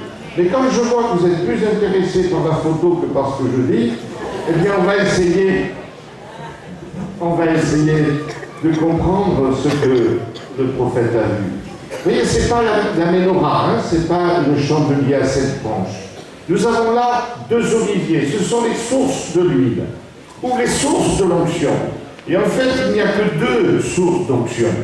Vous avez la parole de Dieu et la présence du Saint-Esprit. Et ils vont ensemble. Il n'y en a pas 3, il n'y a que. Et nous voulons être des églises qui vivons l'équilibre entre la parole et l'esprit. Certains sont déséquilibrés. Certains veulent être tellement dans la parole qu'ils deviennent secs comme une brique. Et d'autres veulent tellement être dans l'esprit que ça ne veut plus rien dire. Ou c'est du n'importe quoi. L'esprit et la parole, ça marche ensemble. Et nous voulons être un peuple qui représentons les 2. Alors vous voyez, je voudrais simplement vous expliquer un petit peu. Vous avez un bol au milieu. Ce bol, c'est ce qui contient l'huile. Vous me suivez? Et dépendant de ce bol central qui reçoit l'huile, parce que c'est des lampes à huile, hein, EDF n'est pour rien. Hein. Vous avez des conduits. Donc vous avez 7 conduits qui se terminent par 7 lampes. Donc l'alimentation de ces lampes à huile est permanente. Vous savez, le problème des lampes à huile, c'est qu'elles sont petites et que ça éclaire. L'huile consomme très vite. Et c'était très difficile. Il fallait constamment remplir les lampes à huile. Parce que, voilà, c'était pas comme les piles, vous savez, celles qui s'usent que quand on s'en sert. Et donc, ce candélabre-là, ce chiffre de 7 x 7, 49, cette multiple de 7, c'est simplement pour montrer l'universalité du plan de Dieu. C'est l'image du peuple de Dieu. Nous sommes appelés à être des lumières. Oui ou non? Et nous sommes appelés à être le temple du Saint-Esprit, c'est-à-dire que l'onction ne descend pas, elle doit couler de notre cœur. Parce que Jésus a dit à la Samaritaine que des fleuves d'eau vive allaient couler de notre sein. Je disais l'autre jour que beaucoup de chrétiens en métropole prient pour le réveil. Ils prient depuis 60 ans, 70 ans pour le réveil. Ils vont encore prier 70 ans parce que la Bible dit réveille-toi. Et ça devient comme un mythe. Non, le réveil vient lorsque des gens comme Seymour prennent au mot les promesses du Seigneur et disent mais si tu nous parles du baptême de feu, moi je le veux. Si tu nous parles de la parole de connaissance, je la veux. Parce que la terre sera désaltérée si elle a soif. Et la seule condition que le Seigneur nous demande, c'est la soif. Alors revenons à ce candélabre. Le pôle central, ça représente notre vie intérieure et notre cœur. Les conduits représentent notre capacité à communiquer l'onction, à communiquer ce que Dieu veut nous donner. Et la lumière, eh bien, c'est notre service pour Dieu, parce que nous sommes ici pour éclairer Jésus à ce monde de ténèbres, oui ou non? Alors la première bonne nouvelle, c'est que tout cela, c'est en or massif. La bonne nouvelle, c'est que Dieu n'aime pas le toc. Il aime ce qui est précieux. Alors je voudrais vous dire que ça, c'est vous. Et pour le Seigneur, vous êtes en or massif. Est-ce que vous pouvez dire à votre voisin ou votre voisine, pour Dieu, tu es en or massif?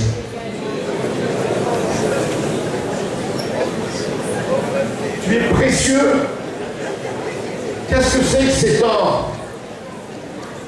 L'or représente la nature de Dieu. Ce que Dieu fait dans notre vie, c'est précieux et plus précieux que l'or. Et c'est massif. Je m'adresse à mon épouse, Brigitte. Elle a eu un jour une jolie montre qui était toute dorée. Tu te rappelles? Et elle est sage-femme. Et en rentrant un jour de l'hôpital, eh bien, une partie du bracelet n'était plus en or, mais c'était gris, c'est ça? Tout simplement parce qu'en manipulant une sorte d'acide, ou je ne sais pas, hein, elle s'est... C'était pas du massif, c'était du plaqué or. Mes amis, Dieu ne veut pas que nous soyons plaqués or. Il veut que nous sommes totalement, 100% précieux et en or. Je vais vous dire, c'est la religiosité qui donne du plaqué or. C'est le légalisme. C'est le paraître. On veut ressembler à, ça a la couleur, c'était le premier péché de l'Église. Acte chapitre 5. Vous vous rappelez? Ananias et Saphira. C'est le premier problème, le premier combat spirituel de l'Église. D'ailleurs, si vous faites l'étude de ce chapitre 5, vous avez la contrepartie dans l'Église de Genèse chapitre 3. En Genèse chapitre 3, vous avez le premier couple, on est d'accord, Adam et Ève.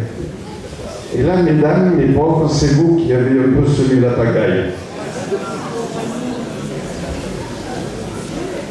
Adam a démissionné, hein. Il aurait dû protéger Ève, vous êtes d'accord? Bon, c'était lui quand même le fautif. Hein. Mais c'est elle qui a été tentée. Mais dans l'acte 5, nous avons aussi un couple.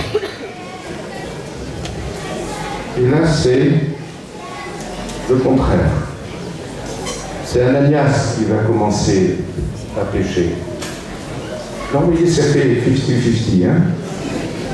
Mais quand vous lisez la fin du chapitre 4 des Actes et le chapitre 5, vous avez l'impression que vous avez le jardin d'Éden de l'Église. Quand vous lisez, quand tout allait bien, tout était en paix, il y avait des prodiges, des miracles, il n'y avait pas de problème d'argent. Vous avez l'impression que c'est le jardin d'Éden de l'Église. Et puis vous avez l'intrusion de ce couple. Quel était le problème? Le problème, c'est qu'ils ont vu le témoignage de ce Joseph, de ce... Comment il s'appelait déjà? Barnabas. Barnabas, c'est un homme formidable.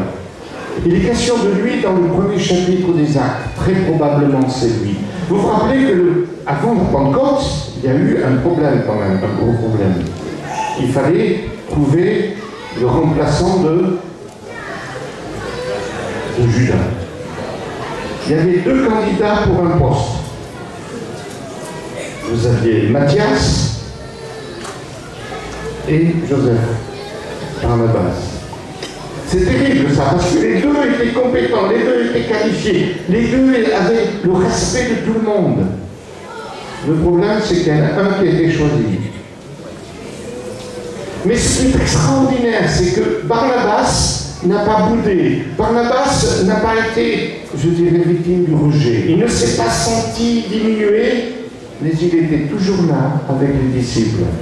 Que Dieu bénisse ceux qui ont vaincu le rejet et la compétition et la rivalité. Et ce Barnabas, il a un terrain et il vend ce terrain et il apporte aux pieds des disciples tout l'argent.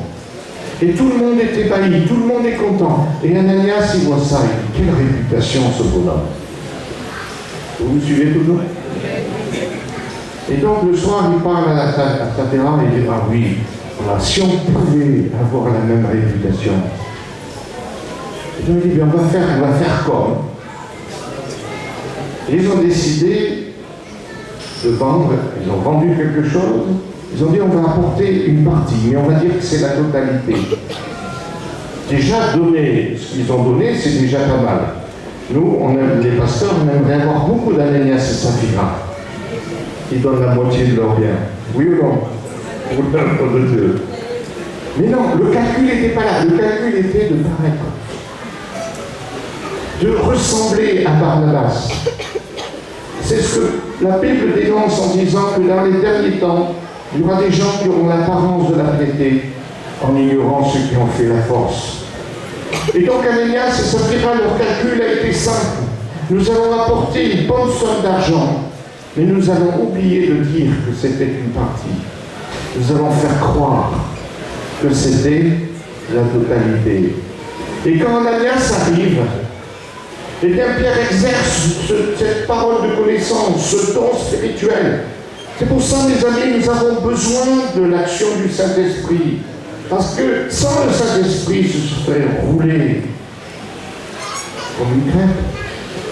Et c'est le Saint-Esprit qui lui dit, non, il y a quelque chose qui ne va pas. Et Pierre dit, il ne juge pas, il ne tue pas. Il est même surpris. Nous n'avons pas le temps de faire cette étude, mais il est surpris. Ce que je peux vous dire, c'est qu'il est tellement surpris que quand Saphira vient, il l'avertit. Il avertit Saphira en lui reposant la question, est-ce que tu es sûr que c'est bien tout l'argent? Il lui donne une chance. Et le problème, c'est que nous avons une première confrontation entre la puissance de Satan, qui veut attaquer l'Église avec la fausseté du paraître, de la religiosité, qui est une tentative à ressembler à, mais en ignorant ceux qui ont fait la force. Le péché qui a été toujours La grande tentation du christianisme, c'est de paraître, parce que Dieu veut que l'on soit, et qu'on soit intègre, et qu'il y ait la vérité totale. Et ça, le Saint-Esprit, au travers de Pierre, a dit non. Satan, je t'ai dénoncé. Et aujourd'hui, 2000 ans après, à l'église de Martinique, Dieu dit, chrétien, ne supporte pas et n'accepte pas l'imitation grossière du plaquéor. Parce que le plaquéor, ça ne résiste pas au temps, ça ne résiste pas à l'acidité des problèmes. Et c'est pourquoi Dieu veut que vous sachiez que vous êtes en or massif. Et ce que Dieu fait en vous, c'est 100% or. De l'or qui a besoin d'être purifié, et c'est de l'or. Je suis ébahi par le Seigneur. Et quand il nous voit, il voit le produit fini. Il ne s'arrête pas au produit qui est en train d'être fait. C'est ça la prédestination. Quand il te voit parfaite. Tu ne l'es pas. Demande à ton mari. Quand il te voit, tu n'es pas parfait. Demande à ton épouse. Elle va te le rappeler. Mais Dieu te considère comme si tu étais déjà parfait. C'est ce que le Seigneur a montré quand il a parlé à Pierre et que Pierre a renié le Seigneur 3 fois. Avant qu'il l'ait renié, il lui dit, quand tu seras affermi. Jésus voyait Pierre glorifier le Seigneur par sa mort. Quand l'histoire nous dit qu'il a accepté il a voulu être crucifié la tête en bas pour ne pas ressembler à Jésus. C'est pas dans la Bible, mais c'est dans les récits que nous avons des pères de l'Église. Jésus a parlé de la manière dont Pierre allait honorer Jésus. Lui, le poltron, il va mourir. Ce que je voudrais vous dire, c'est que le Seigneur voit le produit fini. C'est pourquoi nous pouvons nous aimer les uns les autres et nous pouvons nous encourager. Ne restez pas prisonniers du produit actuel. Parce que le Saint-Esprit est là pour nous purifier. Et cet or va être purifié. Notre cœur va être purifié. Une des tâches du Saint-Esprit dans notre vie, c'est de nous transformer jusqu'à l'image du Seigneur Jésus. Alors il veut mettre de l'or, comme il l'a fait dans le tohu-bohu. Il a séparé la lumière des ténèbres, c'est ce qu'il veut faire dans la vie. Il veut permettre l'éclosion des fleurs. Il veut permettre l'éclosion de la vie, que la vie se multiplie. C'est pour ça qu'on a besoin de laisser le Seigneur nous guérir des blessures du passé. Ne laissez pas les blessures du passé vous voler votre avenir. Ne laissez pas les blessures du passé vous empêcher d'entrer dans votre destinée prophétique. Parce que quand Dieu te regarde et quand Dieu vous voit, il voit déjà le produit fini. Et ce produit fini, il dépend de notre docilité. Il dépend de la manière dont nous sommes accessibles au Saint-Esprit. Alors, la deuxième vérité, c'est que nous sommes des conduits. Et ces conduits, merci de remettre l'image, ces conduits, c'est notre capacité à véhiculer, à communiquer l'huile. Vous savez, le baptême dans le Saint-Esprit n'a jamais été donné pour mon confort personnel. Ce n'est pas une bénédiction que je ne peux garder pour mon dire, c'est chouette, je m'éclate. Oui, je m'édifie. Quand je parle en langue, je m'édifie. Certains spécialistes ont trouvé une comparaison entre une défragmentation d'un disque dur et le parler en langue par rapport à notre cerveau. La Bible nous dit que quand vous parlez en langue, vous vous édifiez. Et le monde original veut dire que vous construisez une pièce supplémentaire dans votre cœur et dans votre maison. C'est-à-dire que ça permet d'agrandir notre capacité à recevoir de Dieu. C'est formidable. Vous vous édifiez, vous construisez. Vous agrandissez votre capacité à recevoir la vie de Dieu. Parce que nous sommes des canaux. Et nous sommes des canaux pour véhiculer une parole pour ceux qui se perdent. Nous sommes des canaux pour véhiculer la foi là où il n'y a pas la foi, le courage là où il y a le découragement. Et c'est ça aussi ce que nous avons besoin, c'est de recevoir de Dieu le discernement et la capacité, le don de foi, le don d'opérer des miracles, le don qui nous permet de manifester la puissance de Dieu et la sagesse de Dieu. Est-ce qu'aujourd'hui nous pouvons faire l'économie de ces choses?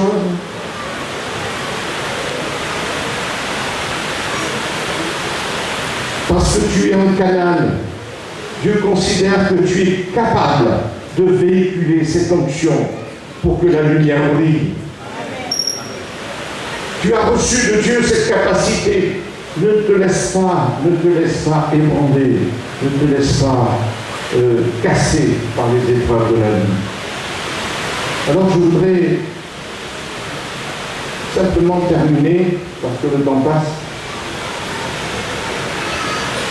Les difficultés que confrontait Zorobabel étaient doubles, et ça nous ressemble. Des difficultés externes, des gens qui sont envoyés pour vous décourager. En Martinique, j'aimerais être pasteur en Martinique. Les pasteurs sont tous encouragés par les chrétiens.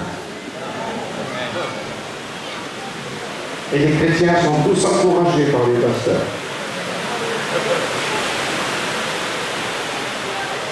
Et voilà. Il y a encore 5 minutes. Le problème, c'est que tout le monde n'est pas inspiré. Ou c'est pas la bonne inspiration. L'Église doit être une famille où l'on s'encourage. C'est un endroit, quand vous vivez la famille de Dieu, vous arrivez découragé, vous repartez plein de courage. Il y avait aussi des difficultés internes. Et cette difficulté interne chez Zorobabel, elle était colossale. Elle était colossale. Vous la trouvez, vous ne trouverez pas comme ça. Zorobabel était un prince. Et le problème, c'est qu'il y avait une malédiction sur sa vie et sur sa famille. Vous êtes au courant qu'il y a des malédictions. Vous êtes au courant aussi que Colossiens nous dit que tous les actes rédigés contre nous ont été cloués à la croix et que nous pouvons casser des malédictions. Oui ou non? Il y a 3 mois de ça, avec un de mes pasteurs, nous sommes allés prier.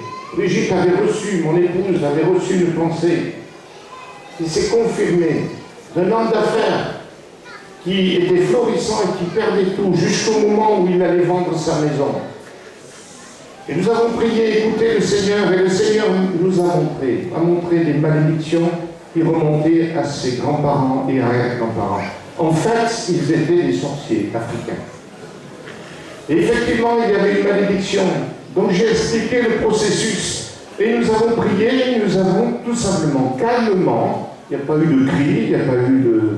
Nous avons simplement dit, au nom du Seigneur Jésus-Christ de Nazareth, Christ, le Messie de Dieu, envoyé sur la terre, fait chair, nous ordonnons, et j'ai interdit à toutes les puissances des ténèbres de venir appliquer un contrat que les ancêtres ont fait avec cette famille. Nous avons purifié cette malédiction.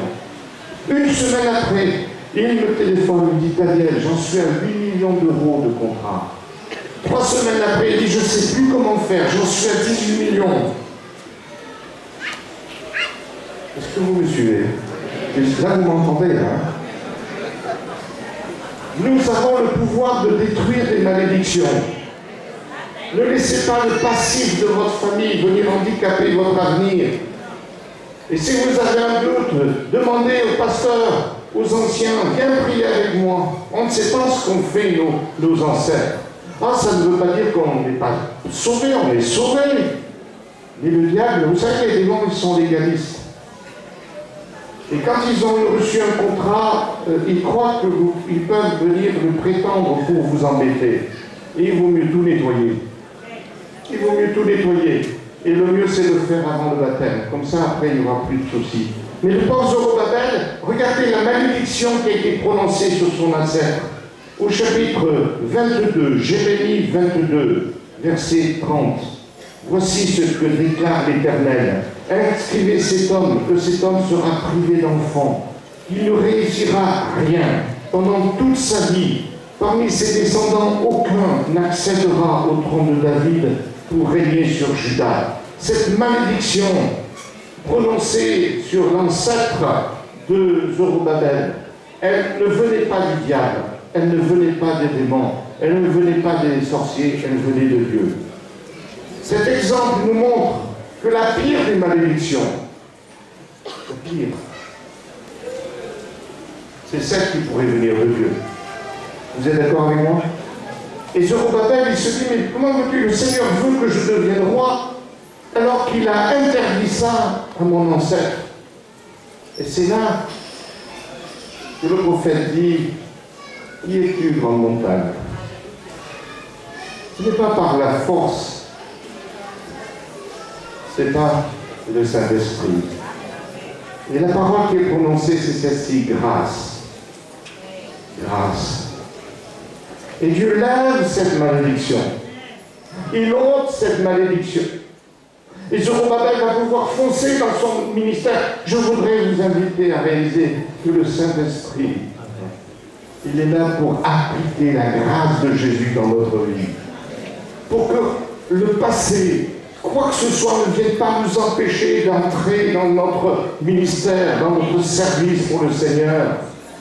Le diable n'a pas de cesse. Il n'arrête pas d'embêter les chrétiens pour les empêcher de courir, pour les empêcher de fonctionner avec le don, les talents et le ministère que Dieu vous a donné.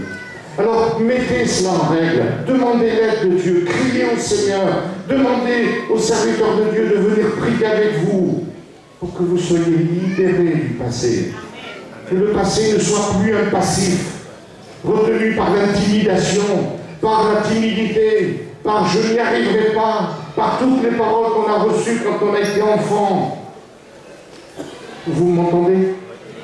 Nous pouvons prier pour ça. Et le sang de Jésus peut nous laver de tout ça pour que nous courions pour le Seigneur, pour que l'Église soit vivante et que nous soyons ces conduits qui communiquons la puissance et l'onction du Saint-Esprit pour que notre parole libère, notre parole éclaire, que le Seigneur nous enrichisse et nous bénisse. Vous êtes en or massif. Oui, vous êtes beau et belle. Et c'est tellement extraordinaire de dire Saint-Esprit vient dans notre vie. Est-ce que je peux vous demander de vous lever? Est-ce que je peux vous demander simplement de dire à haute voix? Parce que la voix, c'est quelque chose. Jésus a dit, celui qui me confessera de la bouche sera sauvé. Et le mot sauvé veut dire aussi guéri. Et nous aimons confesser. Nous sommes des pentecôtistes, oui. Vous savez, il y a un mois, j'étais au Tchad. Mon père a créé les assemblées de Dieu du Tchad. Et je n'étais pas revenu depuis 45 ans là-bas. Et quand je suis revenu là où il y a eu la première église, il me racontait que les chrétiens, d'autres chrétiens, appelaient les pentecôtistes des Alléluia. Les Alléluia. Pourquoi? Parce qu'il y avait tellement de miracles, il y avait tellement de guérisons, que la chance était Alléluia. Alors que Dieu fasse que nous soyons connus comme étant les Alléluia, les réceptacles de la bénédiction de Dieu, mais aussi des canaux. Dieu compte sur toi pour bénir ton voisinage. Dieu compte sur toi pour revitaliser ton église. Dieu compte sur toi pour toucher ton pays. Cette île merveilleuse. Seigneur, nous voulons te dire à haute voix, ce matin, merci pour la grâce du Fils. Merci pour l'amour du Père. Et merci Saint-Esprit, parce que tu nous proposes d'être en communion avec toi. Et nous ouvrons notre cœur maintenant. Nous ouvrons notre cœur et nous te disons, Saint-Esprit, plus de Jésus dans notre vie. Plus de la puissance de Jésus dans notre vie. Viens renouveler en nous les dons et les talents que tu nous as donnés. Viens communiquer à ce peuple tous les dons dont ils ont besoin pour accomplir l'œuvre. Merci Seigneur, merci Saint-Esprit de souffler sur les braises.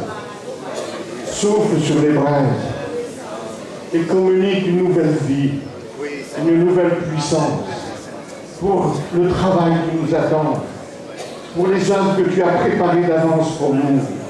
Nous voulons, Seigneur, accomplir l'œuvre du Père, comme toi tu l'as accompli sur la terre.